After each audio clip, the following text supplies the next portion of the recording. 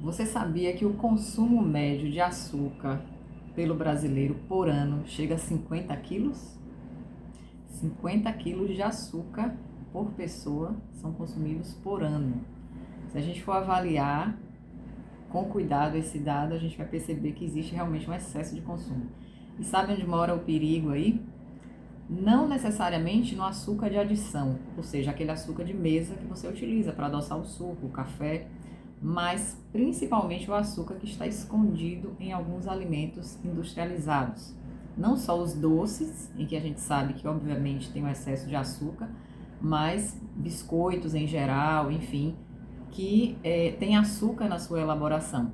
E muitas vezes eles são vendidos como alimentos saudáveis, alimentos light, diet, integrais, e isso faz com que a gente entenda aquele alimento como saudável, né? Ele é vendido como saudável, mas na verdade o açúcar que está embutido nesse alimento para conferir melhor palatabilidade é o grande problema, é o que engana muitos de nós e a gente passa a consumir sem saber dos riscos que aquele alimento pode gerar na nossa saúde. Então eu vou falar aqui hoje dos tipos de açúcar que existem. Já é importante lembrar que todo açúcar é açúcar. Não existe um açúcar que seja melhor do ponto de vista da concentração da sacarose, porque todo açúcar é açúcar. Agora, o que muitos, que são considerados mais saudáveis, preservam é o teor de vitaminas e minerais, pelo fato deles não terem sofrido um processamento completo, um branqueamento, que faz com que o açúcar modifique as suas características. Mas todo açúcar é açúcar. Então, se você, diabético, descompensado, que não tem acompanhamento nutricional, eu já chamo a atenção para que esse consumo ele seja restringido e que você possa ter a orientação de um profissional para que ele te direcione se pode haver esse consumo de açúcar ou não. Tudo vai depender da sua condição de equilíbrio, né, e de monitoramento desse diabetes. Mas vamos falar dos tipos de açúcar. O primeiro tipo é o mascavo, que é aquele tipo que é o mais integral, é o mais que se aproxima mais da matéria-prima, né, que é a cana-de-açúcar. Então, o açúcar mascavo, ele é totalmente integral, ele não sofre nenhum tipo de processamento, então ele preserva 100% das suas características nutricionais em relação a vitaminas e minerais, porém ele tem um baixo poder adoçante. O segundo tipo é o demerara, que é um muito indicado, né, visto como saudável, o mais sugerido quando se fala em utilização de açúcar, porque o demerara ele também preserva as características nutricionais em vitaminas, minerais, etc. Mas ele sofre, né, aquela formação do cristal, que dá a ele um aspecto mais próximo do açúcar que é conhecido. Os cristalzinhos que preservam a coloração marrom e, consequentemente, preservam todo o teor em vitaminas e minerais. E ele tem um bom poder adoçante quando comparado com o açúcar mascavo. O outro tipo é o açúcar cristal, que preserva as características de cristal do açúcar demerara, mas ele sofre o branqueamento, né, um tipo de processamento em que ele reduz essa coloração, ele fica esbranquiçado e, consequentemente, aquela concentração de vitaminas e minerais que a gente observa no demerara, o cristal ele já não tem, e ele tem um teor de sacarose maior que confere a ele um melhor poder adoçante.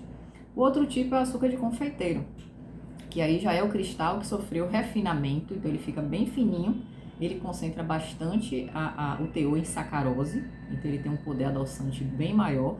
Ele é muito utilizado para preparações, né, de confeitaria, bolos e doces, etc., justamente pelo fato de que ele tem um poder adoçante muito maior do que o cristal. O outro tipo é o light, que é combinado com alguns edulcorantes artificiais, e isso faz com que o poder adoçante se mantenha, porém o valor calórico seja reduzido. E isso, na verdade, engana muita gente, porque as pessoas acham que pelo fato de ter um teor calórico menor, isso permite que elas consumam em maior quantidade, consumam com mais frequência. Então isso pode ser perigoso. Se você já se pegou com essa ideia de que porque ele é light, né, porque ele tem um teor menor da calórico, que isso pode permitir um consumo excessivo, é importante que você fique atento para não cair nessa situação. E o último é o açúcar invertido, que é aquele utilizado pela indústria alimentícia, muito presente nos alimentos industrializados, que eu citei no início. Ele tem uma textura líquida, ele não é em pó, justamente para facilitar a mistura dele em iogurtes, em sucos de caixinha, em refrigerantes, etc., porque facilita a dissolução dele nas preparações.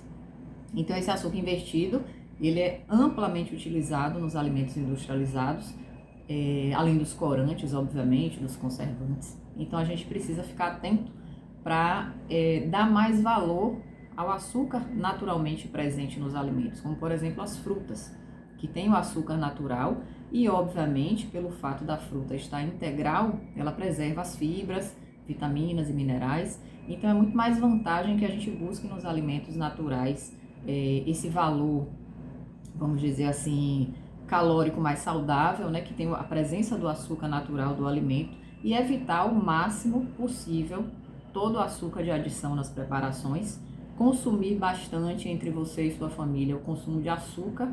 Então se você compra 1 quilo de açúcar aí, que você possa tentar fazer um controle para que esse quilo de açúcar possa durar pelo menos um mês, a depender do número de pessoas que consomem, até mais do que um mês.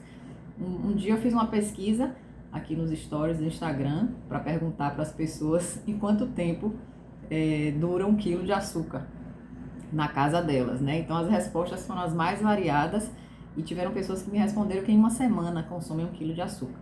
Então é importante que essas pessoas revejam esse consumo, mesmo que a família seja numerosa, mas que haja um controle desse uso do açúcar de adição, por conta, né, da prevenção de várias doenças crônicas que a gente sabe hoje que estão relacionadas a isso, como obesidade, diabetes e todas as complicações que elas levam.